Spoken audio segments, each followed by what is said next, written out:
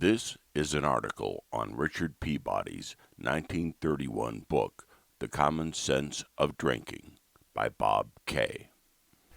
Alcoholics Anonymous was not the only therapy for alcoholics that flourished in its time. Other approaches to treating alcoholism, although they derived from sources very different from the influences that impinged on AA, used similar methods and even incorporated some of the same ideas that a forgetfulness of history leads later thinkers to associate with Alcoholics Anonymous.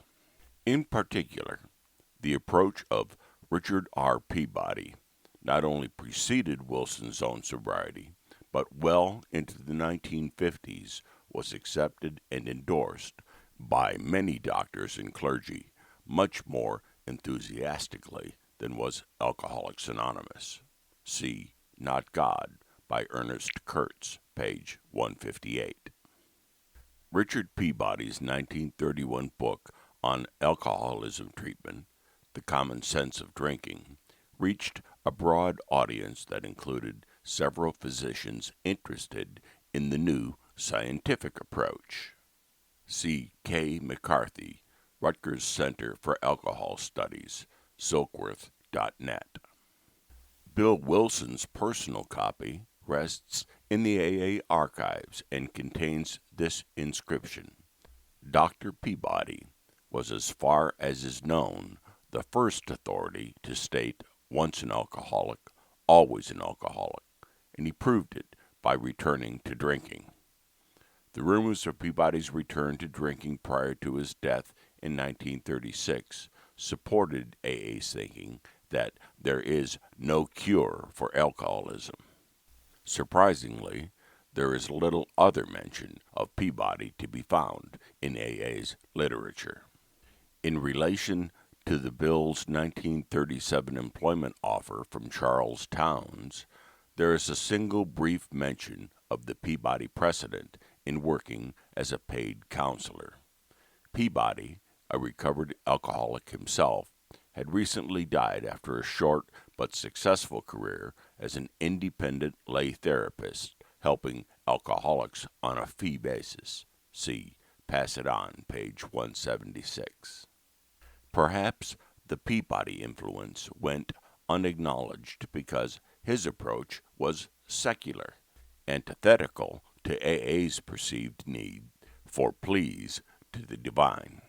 He had systematically eliminated from his terminology and concepts anything that hinted of the church and feather-decorated painted medicine men. See McCarthy. Nonetheless, there can be no doubt that many of the ideas found in The Common Sense of Drinking regarding the nature and treatment of the alcoholic condition found their way into the thinking and writing of AA co-founder Bill Wilson. A portion of Chapter 5 of AA's Big Book has been read tens of millions of times at AA meetings. The phrase, "half measures avail us nothing," page 59, is embedded into members' minds at their earliest stages. 8 years before, Richard Peabody had written, "A man must make up his mind to do everything in his power to cooperate in such work as there is to be done. Halfway measures are of no avail." See Common Sense of Drinking, page 85. Peabody's influence on AA is beyond question. One of the most intriguing coincidences in AA history, although it is never mentioned, is that Bill and Lois Wilson attended Calvary Church Oxford group meetings while Richard Peabody was treating clients at his home less than a block away at 24 Gramercy Park.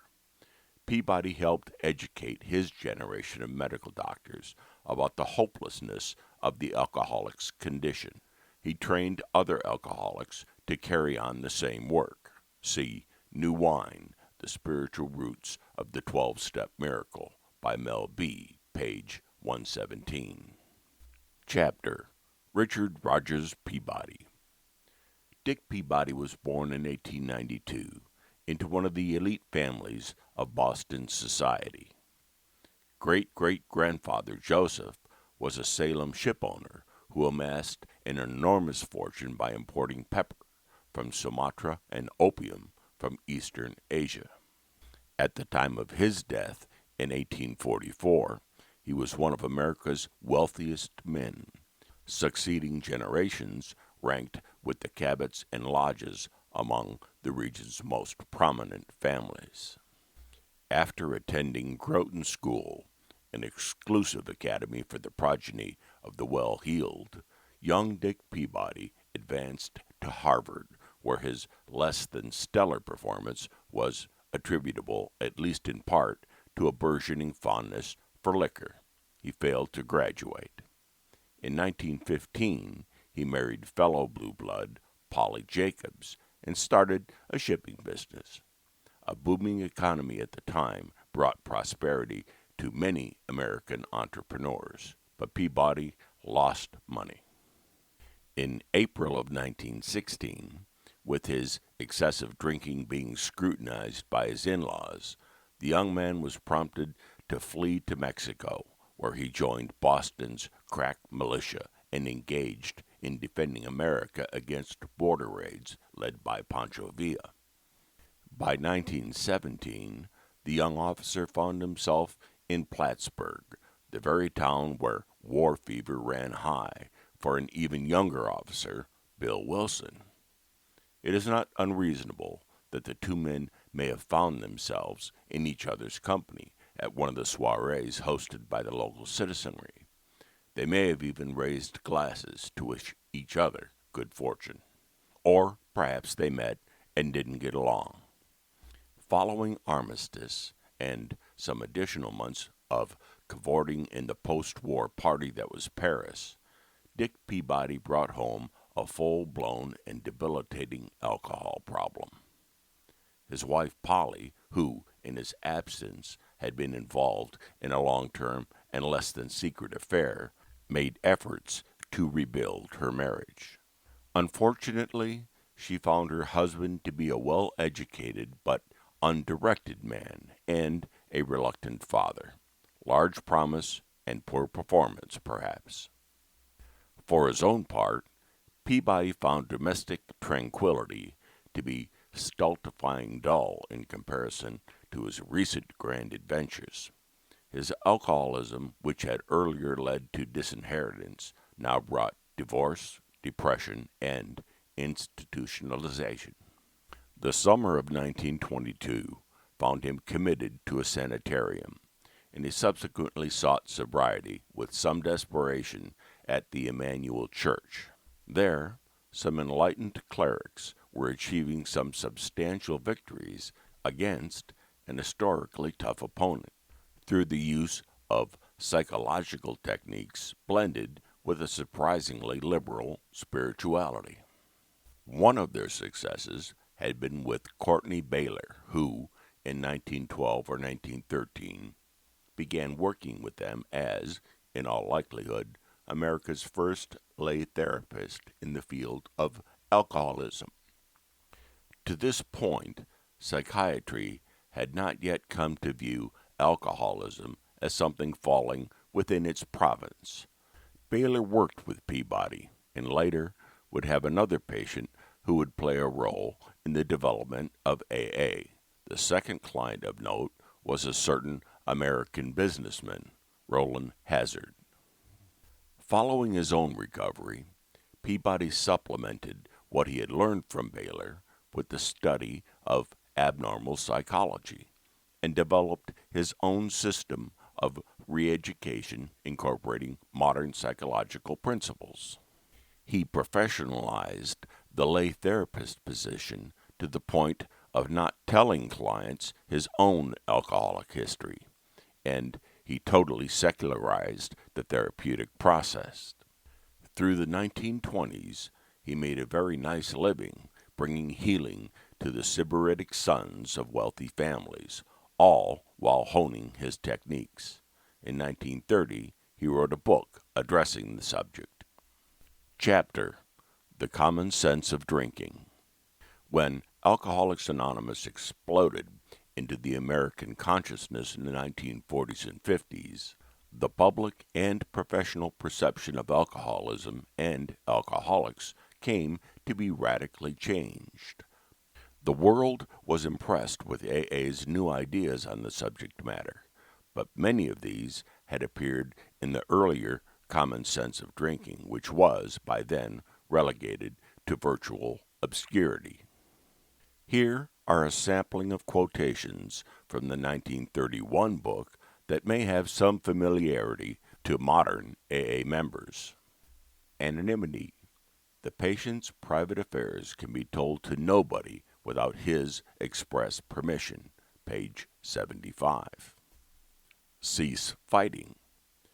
AA's goal is not mere abstinence through a daily battle with the will, but to reach instead a state of neutrality, not wanting to drink.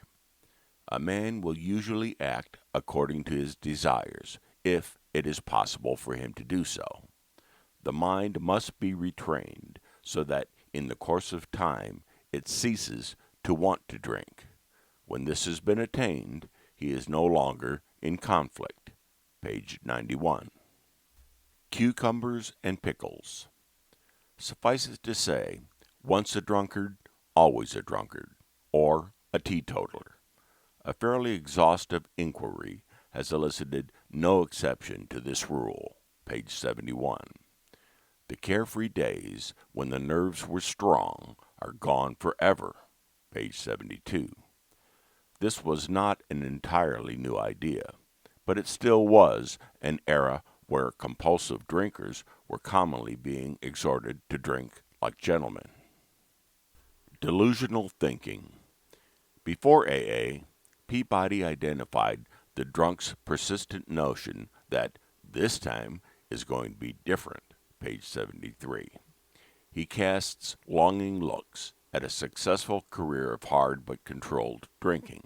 Page 25. Denial. The subject of a case study reports, "At times I will think up the queerest systems of reasoning rather than admit I'm licked." Page 40. Peabody recognized the drunk's tendency to an idealization of the past. Dry drunk.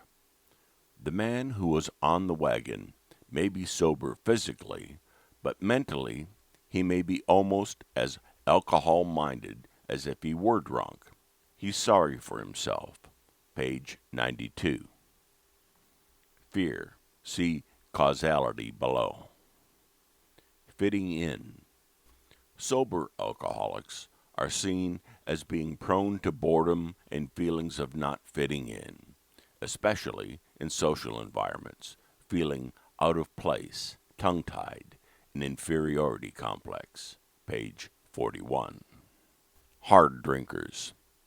The range of normal indulgence includes a group who are, at worst, hard drinkers going soberly about their business in the daytime, seeking escape from social rather than subjective suppression, and to be definitely distinguished from the morning drinkers who are chronic alcoholics.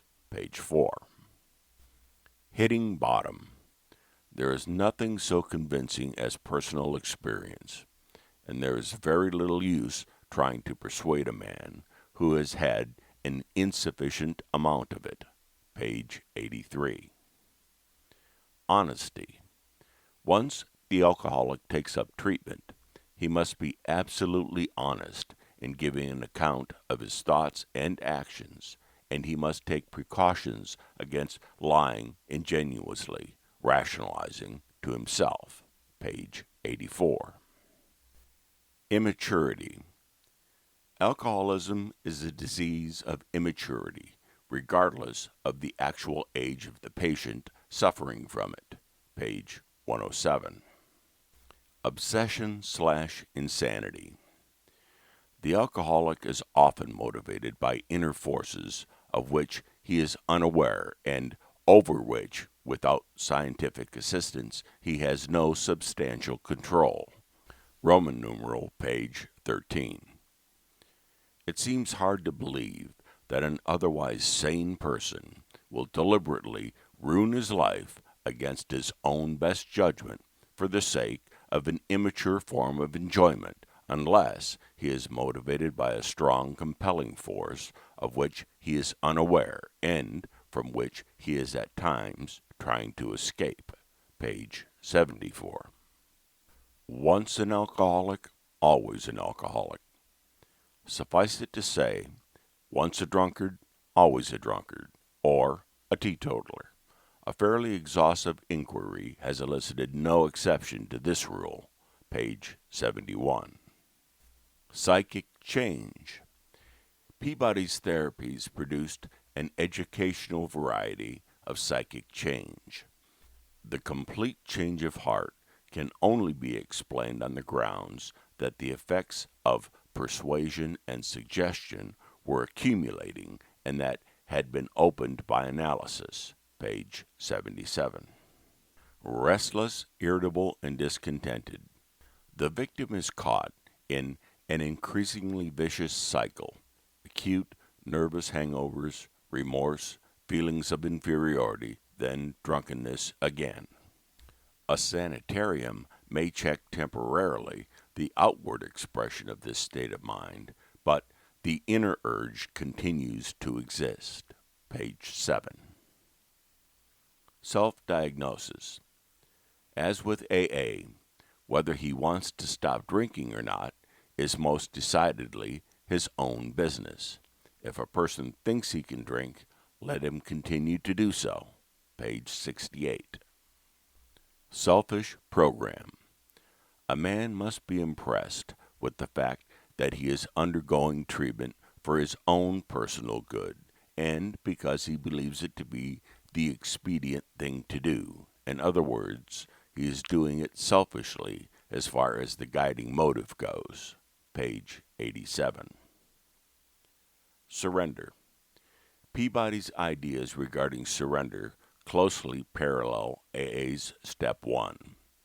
The surrender to the fact that alcohol can no longer be indulged in without bringing disastrous results is of such importance that it requires extremely thoughtful consideration. This surrender is an absolute starting point as far as the conscious mind is concerned. An intellectual surrender by no means settles the question because there are unconscious motivations working. Page 64. Causality. Peabody, more so than AA, ventures into an exploration of the causality of alcoholism, more or less dismissing hereditary factors. Peabody saw shy fathers and cold, domineering, prudish, and neurotic mothers producing children with a proneness to alcoholism. AA's co-founders, Bill Wilson and Bob Smith, as well as Cleveland pioneer Clarence Snyder, had such mothers. Fears are educated into us. Page 16. As a background to almost every case of chronic alcoholism, there exists an inner nervous condition akin to unreasonable feelings of anxiety and inferiority suffered by the abnormally nervous. It is precisely this condition of which moderate drinkers are fortunately unaware that makes hard and persistent drinking so incomprehensible. Roman numeral page 12. The large majority of cases are found among those who are shy, egocentric, and shut in. Jung had designated these people as introverts. Page 9.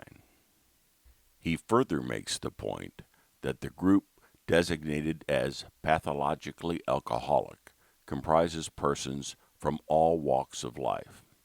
Alcoholism tends to be predominant among those who have a large surplus of easily stimulated nervous energy, and hence feel the need of something that in the last analysis soothes far more than elates. Page 8. Peabody continues his description of the ubiquity of severe drinking problems to include the religious and the unbeliever. Underlying all, Peabody sees a nervous disease, neurosis, and not spiritual malady. His system was a secularized and intellectualized version of the Emmanuel Movement method, with the spiritual component removed, and with no understanding on his part of the importance of fellowship among recovering alcoholics. Alcoholics were to get sober by practicing a rigid self-control and bringing their feelings and emotions under the control of reason. But his book did have an effect on Bill W.'s thoughts. See Heinzfoot.org. From the alcoholics as a class, Peabody eliminated certain groups as unfit for treatment. One consisted of people who were psychotic. Another was comprised of those who did not sincerely wish to help themselves. See AA The Way It Began by Bill Pittman, page 103. In AA, these same groups became those who do not recover are people who cannot or will not completely give themselves to this simple program. Big Book, page 58.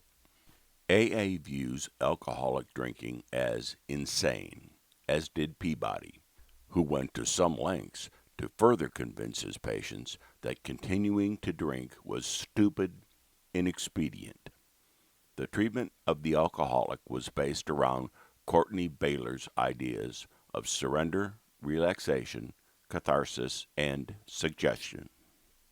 As willpower was seen as relatively impotent against misdirected thinking, changes were to be effected in the thought process itself. A believer in the merits of discipline and order, Peabody imposed rigid daily schedules preventing idleness. Adherence to these schedules gave clients a sense that they were taking concrete action affecting their condition. Self-esteem and self-confidence grew with each new day, week, and month of sobriety. The enforced schedule served the purpose of reintegrating a demoralized person. See Key Players in AA History by Bob K., page 88.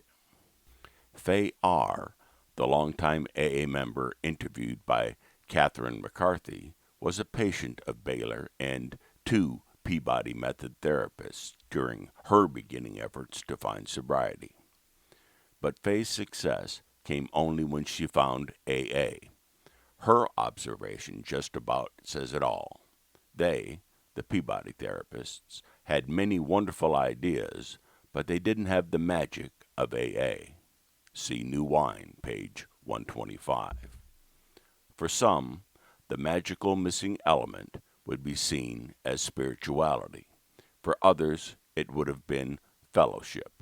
Remarkably, perhaps, Richard Peabody, employing neither, was able to rehabilitate a number of alcoholics.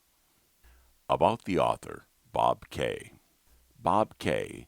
lives in the metropolitan Toronto area and has been a sober member of Alcoholics Anonymous for 24 years and an out-of-the-closet atheist for that entire time. He has been a regular contributor to the AA Agnostica website for almost 5 years and in January 2015 published Key Players in AA History. In 2013, he co-founded the Whitby Freethinkers Meeting. The Common Sense of Drinking article by Bob K. may be found on the website aabeyondbelief.com in the AA History section dated February 7, 2016. This audio version was created on January 24, 2017. This story and many other podcasts and articles may be found on our YouTube site or Soundcast. Simply search